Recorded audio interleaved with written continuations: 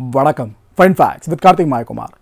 தமிழர்களோட படைப்பு இருக்கலங்க, பல நூற்றாண்டுகளுக்கு முன்னாடி நிகழ்த்தப்பட்டிருக்கோம். அதை பற்றி நம்ம இப்போ பேசினா கூட மெய் கூச்சரிய செய்யும். என்னடா இது, அந்த காலகட்டங்களில் எந்தவித பெரிய அறிவியல் தொழில்நுட்பம் இல்லாமையே இதெல்லாம் பண்ணியிருக்காங்கன்னு சொல்லிட்டு இப்போ நம்ம யோசிச்சுக்கிட்டு இருக்கோம். அதுக்கு ஆகச்சிறந்த உதாரணம்னு பார்த்தீங்கன்னா தஞ்சை பெருவுடையார் கோயிலை சொல்லலாம். இது கோயில் அமைப்பில் மட்டும் கிடையாதுங்க, சிற்பங்கள் செதுக்கிறதுல கூட பல நூற்றாண்டுகளுக்கு முன்னாடி நம்மளோட முன்னோர்கள் செஞ்சு வச்ச வேலையை பார்த்து நம்ம இப்போ வரைக்கும் வியந்து பார்த்துக்கிட்டு இருக்கோம். அதில் ஒன்று தான் நடராஜர் சிலை. இந்த நடராஜர் சிலை விஞ்ஞானம் மெய்ஞானம் ரெண்டுத்தையும் ஈக்குவலாக முன்னாடி கொண்டு போய் வடிவமைக்கப்பட்டிருக்குன்னு சொன்னால் உங்களால் நம்ப முடியுதா? அறிவியல் ஆதாரங்கள் இதுக்கு பல இருக்குன்னு சொன்னால் உங்களால் நம்ப முடியுதா? உலகத்தோட மிகப்பெரிய இயற்பியல் ஆய்வகத்தில் கூட இந்த நடராஜர் சிலை வைக்கப்பட்டிருக்குன்னு சொன்னால் உங்களால் நம்ப முடியுதா? இப்படி எல்லா விஷயங்களும் சேர்த்து ரொம்ப சுவாரஸ்யமாக இந்த தொகுப்பில் பார்க்க போகிறோம். நிகழ்ச்சிக்குள்ளே போகலாம்.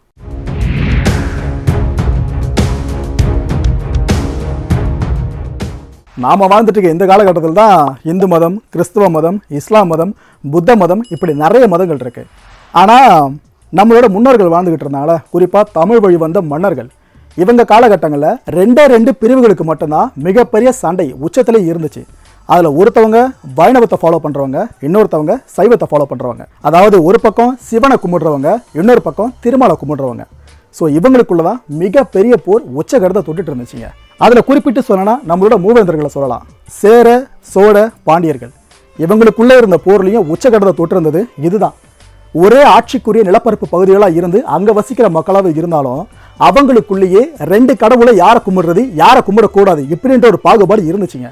அதாவது ஒரு நிலப்பரப்பில் ஒரு 1000 பேர் இருக்கான்னு வச்சுக்கோங்க, அதில் ஒரு 500 பேர் சிவனை கும்பிடுவாங்க, இந்த பக்கம் ஒரு 500 பேர் விஷ்ணுவை கும்பிடுவாங்க. இவங்களுக்குள்ளே பிரச்சனை வரும். இதெல்லாம் உங்களுக்கு தெரிஞ்ச விஷயம் தான், இருந்தாலும் ரீகால் பண்ணிடலாம். ஓகே, ஆனால் என்னதான் போட்டி மனப்பான்மை இப்படி இருந்தாலும் அவங்க இந்த தெய்வ வழிபாட்டில் எங்கேயுமே காம்ப்ரமைஸே ஆகலைங்க. அதுவும் கோயில்கள், அவங்க வடிச்சிட்டு போன கோயில்களை தான் இப்போ இருக்க நாம் உலக புராதன சின்னமாக போற்றி வாங்கிக்கிட்டு இருக்கோம். இதில் குறிப்பிட்டு சொல்லணும்னு பார்த்தீங்கன்னா நம்ம தஞ்சை பெருவுடையார் கோயிலை சொல்லலாம். சோழர்களோட கைவண்ணத்துக்கு இப்போ வரைக்கும் யாராலும் பதில் சொல்லவே முடியல. அவ்வளோ கட்டட நுணுக்கங்கள் அங்கே இருக்குது. அப்பேற்பட்ட இந்த சோழர்களால் உருவாக்கப்பட்ட சிலை தான் நடராஜர் சிலை. நம்ம நடராஜரை நிறைய பேர் கும்பிடுறதை பார்த்துருக்கோம், நிறைய பேர் வழிபட்டுக்கிட்டு இருக்காங்க. ஆனால் இந்த நடராஜர் சிலைக்கு முழு வடிவம் கொடுத்தது இந்த சோழர்கள் தான். அதுவும் குறிப்பிட்டு சொல்லணும்னா ஒரு ஹிண்ட் கூட உங்களுக்கு கொடுக்கலாம். 1001 படம் பார்த்துருக்கீங்களே, அதில் கூட ஒளி தரும் உருவம் நடராஜர் வழியன்னு சொல்லிட்டு ஒரு சீக்வன்ஸ் வரும். மிகப்பெரிய பாலைவனம் இருக்கும், அங்கே நெடலியே ஓடுங்க அப்படின்னு சீக்வன்ஸ் வரும் பார்த்தீங்களா. அங்கே ஒரு ஸ்டாச்சு ஒன்று காட்டுவாங்க ஷேடோவில். அந்த ஸ்டாச்சு வேறு எதுவும் இல்லை, அதுவும் நடராஜர் ஸ்டாச்சு தான். அந்த படத்தில் நடராஜர் நிழலை காமிச்சதுக்கும் உண்மையான ஒரு அர்த்தம், சோழர்களை பேஸ் பண்ண கதை. ஸோ அதில் நடராஜர் இல்லாமல் இருக்குமா? இதுக்கு தாங்க இந்த உருவாக்கப்பட்ட நபர்களை சித்தரிக்கிற விதமாக தான் நடராஜர் ஸ்டாச்சு எல்லா இடத்துலையும் குறியீடுகளாக காட்டப்படும். அதில் ஒன்று தான் அந்த 1001 படமும். யோசிக்கிற திறன் அடிப்படையில் செய்யப்பட்டிருக்க உலகத்தோட மிகச்சிறந்த சிலை நம்ம தமிழர்கள் செஞ்ச இந்த நடராஜர் சிலைன்னு சொன்னவங்களால நம்ப முடியுதா? அதாங்க உண்மை. இப்போ வரைக்கும் இந்த சிலையை செய்ய அப்போ யோசிச்சிருக்காங்களே நம்மளோட முன்னோர்கள், அந்த யோசனை திறனுக்கு இப்போ வரைக்கும் யாராலும் ஈடுகொடுக்க முடியலையா? அப்படி என்னப்பா அந்த சிலையில் இருக்கின்ற கியூரியாசிட்டி கிரியேட் ஆகிட்டு இருக்கல, போக போக சொல்கிறேன். நடராஜர் சிலைக்கு 2 விதமான பொருளை ஆன்றோர்கள் இப்போ வரைக்கும் கொடுத்துக்கிட்டு இருக்காங்க. ஏன்னா சிலை நிறைய பேர் பார்த்துருப்பீங்க, வட்ட வடிவமாக இருக்கும், அதுக்குள்ளே சிவன் நடனம் ஆடுற மாதிரி இருக்கும். இந்த ஒவ்வொரு விஷயங்களுக்கும் அவரோட கையாக இருக்கட்டும், காலாக இருக்கட்டும், கையில் வச்சிருக்க உடுக்கையாக இருக்கட்டும், எல்லாத்துக்குமே ஒவ்வொரு அர்த்தம் இருக்குது. இதை ஒரு சாரார் வேற மாதிரி சொல்கிறாங்க, இன்னொரு சாரார் இதுக்கு ஒரு படி மேலே போய் இன்னும் வேற மாதிரி சொல்கிறாங்க. இதில் அந்த 2 விதமான பிம்பங்கள் என்ன, எப்படி பார்க்குறாங்க அதை பற்றி பார்க்கலாம். இந்த முதல் விளக்க பகுதியில் பார்த்தீங்கன்னா வட்ட வடிவிலான தீ ஜுவாலை ஒன்று பார்ப்பீங்க. அந்த நடராஜன் நடனம் ஆடுறாருல, இதை சுற்றியும் வெளியே காணப்படும். இது ஒட்டுமொத்த அண்டத்தையும் குறிக்குதான். அதுவும் அந்த வட்டமாக இருக்குல்ல, இந்த ஷேப் எதுக்காக வச்சுருக்காங்கன்னா மனுஷ வாழ்க்கை அப்படின்றது முடிவில்லாத ஒன்று. ஒருத்தன் இன்னைக்கு பிறக்கிறான், அதுக்கப்புறம் இறக்குறான், திரும்ப இன்னொருத்தன் பிறக்கிறான், இன்னொருத்தன் இறக்குறான். இந்த லைஃப் சைக்கிளை குறிக்கிற விதமாக தான் இதை வட்ட வடிவில் அப்புறந்தவங்க செஞ்சுட்டு போயிருக்காங்களாம். இதில் 2வது முக்கியமான விஷயம் நீங்கள் கவனிக்க வேண்டியது, நடராஜரோட வலது கால் கீழே இருக்குல்லங்க, அதாவது ஒரு மனுஷன் மேலே நிற்கிற மாதிரி இருக்கும் அந்த நடன சாயலில், அது நிலத்தை குறிக்குது. இதுக்கு அடுத்து மேலே இருக்க இடது, அது நீரை குறிக்குது. எந்தவித பிடிப்புமே இல்லாமல் 2 கைகள் அந்த இடத்துல நிற்கிற மாதிரி ஒரு உணர்வை ஏற்படுது பார்த்தீங்களா, அது காற்றை குறிக்குது. அகண்ட திருமுடி, அவர் நடனம் ஆடும்போது பின்னாடி ஒரு பெரிய திருமுடி வருது பாருங்க, முடியை நம்ம களைச்சி விட்ட ஒரு ஷேப் வருமே, அந்த அகண்ட திருமுடி ஆகாயத்தை குறிக்குது.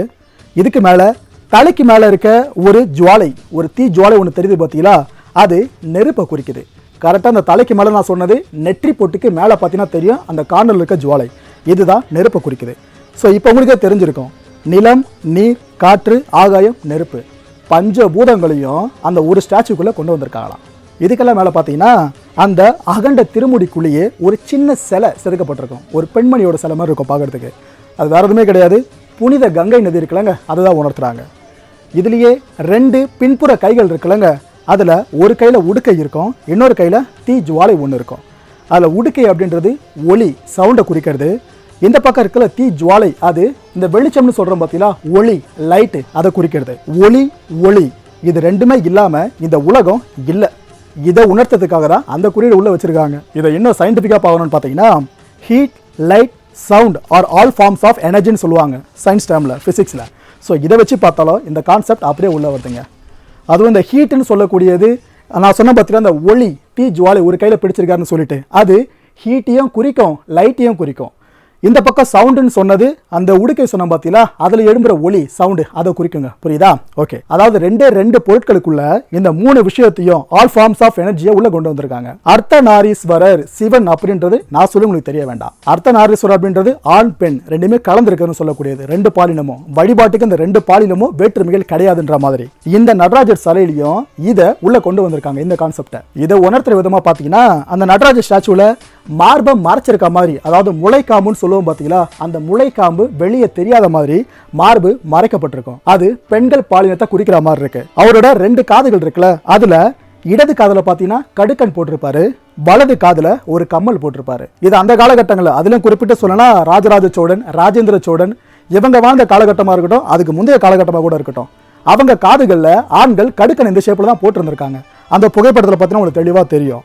ஸோ இந்த பக்கம் பெண்கள் எப்போ அணிவாங்களா, காதணி, அதை போட்டிருக்காங்க. ஸோ இந்த இடத்துல 2 காதுகளே முடிச்சிட்டாங்களா, ஆண்கள் பெண்கள் ரெண்டுமே சேர்ந்து அர்த்தநாரீஸ்வரர் ரூபத்தில் நடராஜர் இருக்காருன்னு சொல்லிட்டு இதே ஸ்டாச்சுவில் ஒரு பாம்பையே உங்களால் பார்க்க முடியுங்க.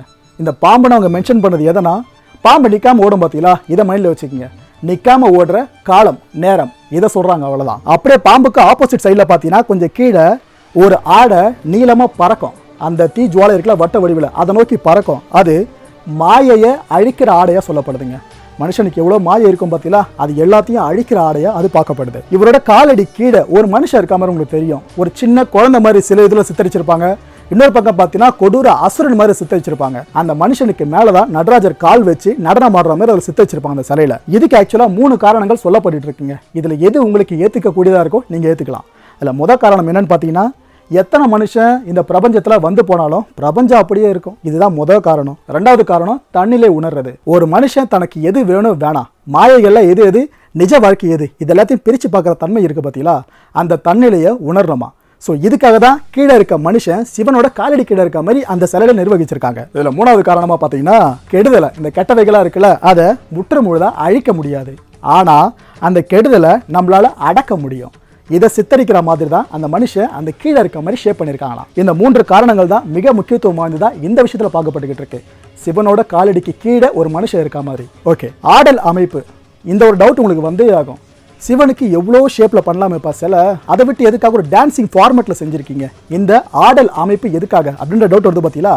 அதுக்கும் ஆண்டவர்கள் பதில் சொல்லியிருக்காங்க. என்ன சொல்கிறாங்கன்னா, நிலையான தன்மையற்ற அணுக்களை குறிக்கிறதா. சயின்ஸோட இன்டெப்த்துக்கே போகிறாங்க. இந்த அணுக்களான துகள்கள்லாம் பார்த்தீங்கன்னா பொதுவாக அதுக்கு மூமெண்ட் இல்லாமல் இருக்கவே முடியாது, ஒரு அதிர்விலே எப்போவுமே இருக்கும். ஸோ நடனம் அப்படின்றது எப்போவுமே மூமெண்ட்டில் இருக்க பதிலாக அந்த ஃபார்மிங், டான்ஸ் ஃபார்மிங். ஸோ இதை சித்தரிக்கிற விதமாக தான் அணுக்கள் எப்போவுமே அதிர்வலையிலே இருக்கும். இதை சித்தரிக்கிற விதமாக தான் அதில் நடராஜர் நடனம் ஆடுற மாதிரி இந்த ஆடல் அரசன் அமைப்பை, நடராஜர் ஸ்டாச்சு அமைப்பை அவங்க உருவாக்கியிருக்காங்களாம். இதோட நெற்றிக்கண் இருக்குல்லங்க, இந்த சிலையோட நெற்றிக்கண் அது முக்காலத்தையும் கடந்த ஞானத்தை குறிக்குதான். முக்காலம் தான் உங்களுக்கே தெரிஞ்சிருக்கும், கடந்த காலம், நிகழ்காலம், எதிர்காலம், இது 3த்தையும் கடந்து ஒருத்த முக்தி பெறுவாங்க பார்த்தீங்களா, அந்த ஞானத்தை குறிக்கிறதுக்காக தான் இந்த நடராஜர் சிலையில நெற்றிக்கண் இடம்பெற்றிருக்கான். நடராஜர் நின்றாடும் இரட்டை தாமரை பீடம், அது என்ன குறிக்குது, இதுதான் அல்டிமேட்டுங்க, கீழே கடைசியா இருக்கிறது. இதுக்கு மகாமுஜ பீடம் அப்படின்னு சொல்லுவாங்க. அதாவது பீடத்துல இருந்துதான் இந்த அண்ட சராசரமும் விரிவடையுது. இதை மேற்கோள் காட்டுற கான்செப்ட் தான் இந்த இரட்டை தாமரை பீடம் கான்செப்டுங்க. புரியுதா? ஓகே, இதுல அடுத்ததான், ஏன்னா முதல்ல சொல்லியிருந்தேன் ஒரு சாரார் இப்படி சொல்றாங்கன்னு சொல்லிட்டு, அதெல்லாம் இப்போ பார்த்து முடிச்சிட்டோமா.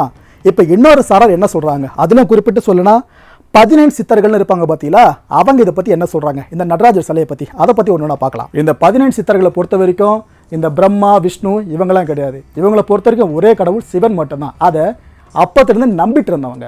இவங்களோட மூதாதையர்கள் இருப்பாங்களா, அவங்களிருந்து இவங்க வரைக்கும் இதை திடமாக நம்பிட்டு இருந்தவங்க.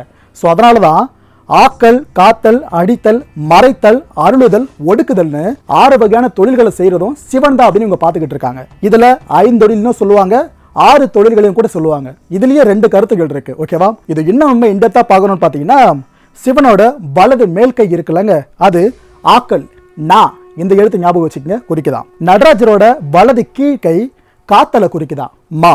நடராஜரோட மேல் இடது கை அடித்தல, சி. அவரோட கீழ் இடது கை மறைத்தல், பா. தூக்கிய இடைக்கால் பார்த்தீங்கன்னா அருளுதல்க. இந்த 5 தொழில்களை வந்துருச்சா? இப்போ முதல்ல சொன்னல ஒவ்வொரு எழுத்தா ஞாபகம் வச்சுங்கன்னு சொல்லிட்டு, அது எல்லாத்தையும் இப்போ ஆட் பண்ணி பாருங்க. ந, ம, சி, பா, ய 5 தொழில்கள் வந்துருச்சு பார்த்தீங்களா? இதையும் தாண்டி இச் அப்படின்ற எழுத்துக்கோ இவங்க ஒடுக்குதல் அப்படின்ற தொழிலை உள்ள கொண்டு வராங்க. இந்த ஒடுக்குதலை குறிக்கிறதான் சிவன் ஒரு காலை ஊண்டிட்டு இருக்கார்ல கீழே, அதை குறிக்குதாங்க.